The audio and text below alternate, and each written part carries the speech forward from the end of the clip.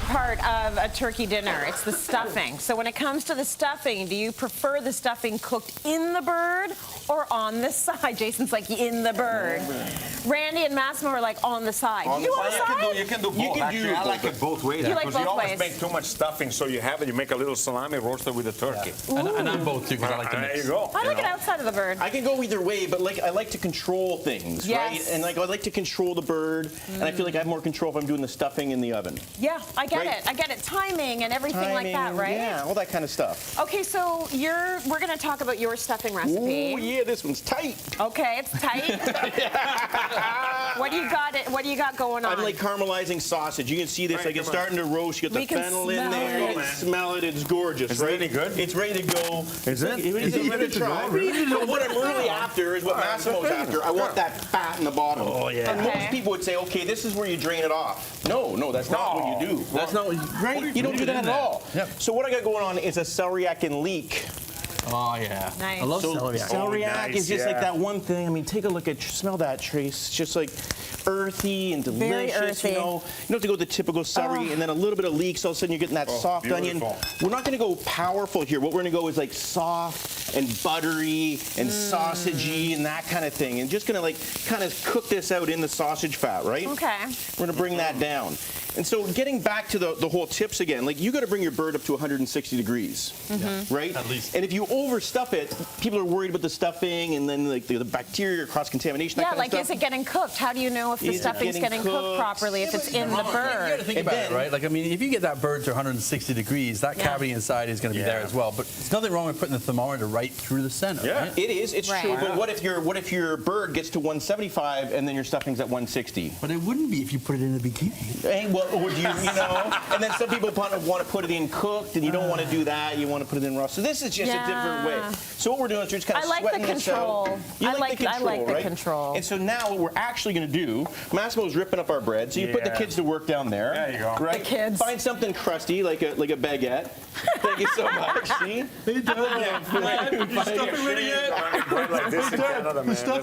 See, but you see what he's doing? He's only taking the outside edge, which I kind of like because it keeps the sustenance in the actual stuffing. A little bit of butter. Jay's working on some herbs here. We've got some parsley, we've Yeah. got some sage, we've got some rosemary, Oh, yeah. and we've got some thyme. Oh. Whatever you like better, throw more in. I I'm threw kind the of time in there in case your timing Is was that off, enough right? or So- what? right.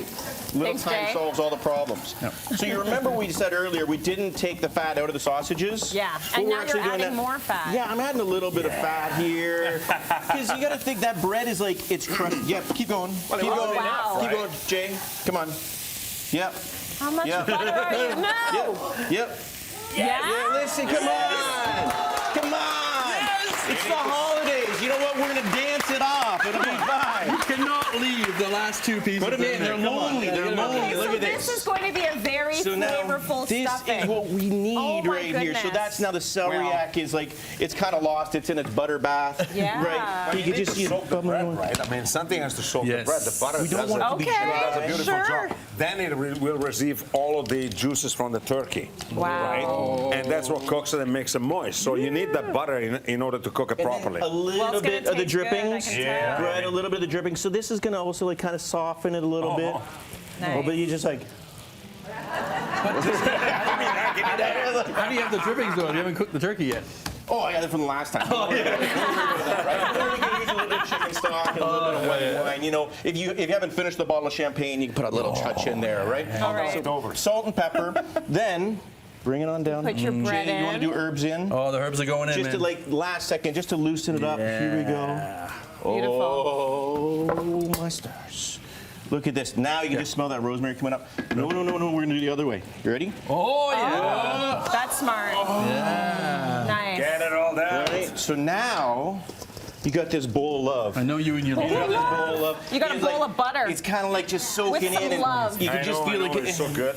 Oh, yes. Nice. it's like toss so and stuff. You do, and it's like a clean up on aisle 7. It's all It's good. so And then look good. at this. Yeah. You stir this up like this. See, this is why stuffing And is my then- favorite. You know, when I'm You got at home- everything in there. You got everything in there. When I'm at home, I hate dishes. Yeah. So why would I wash this pan? No, why put it wouldn't right I back just in. put it right back into that beautiful cast iron pan? But think Nice. about Bring this it. down. How amazing that would be. Instead of putting it in the pan, you put it in the bird. Why do I don't want to do that? I got the bird. I got Still trying to convince us. Yes. So there it is. You chuck that in the oven, and then you're ready for this. Crispy on top. You hit that with the spoon, and it shatters, and it's still moist in the bottom. Like, That's good, Randy. It's beautiful. That is very good. Okay, that is a beautiful stuffing. I think there's something we haven't talked about yet, and that is gravy. Let's go make the gravy. Come on. Now, gravy, very important as well. Very important. Everyone's got a different way to do it. So, walk us through the process, Jace. Well, I think, it's a little intimidating. Everybody gets a little freaked out by the gravy. But first of all, as long as you've cooked your bird properly with the stuffing inside, you end up... He's pushing with that one. But no, the point is, though, is when you cook a nice, beautiful bird, you end up with the pan, drippings, all this, right? And I actually even saved more drippings. Like that's the, we want drippings. Money. I don't see any bread in here. No bread? We don't need any bread in there. From the dressing. Oh yeah.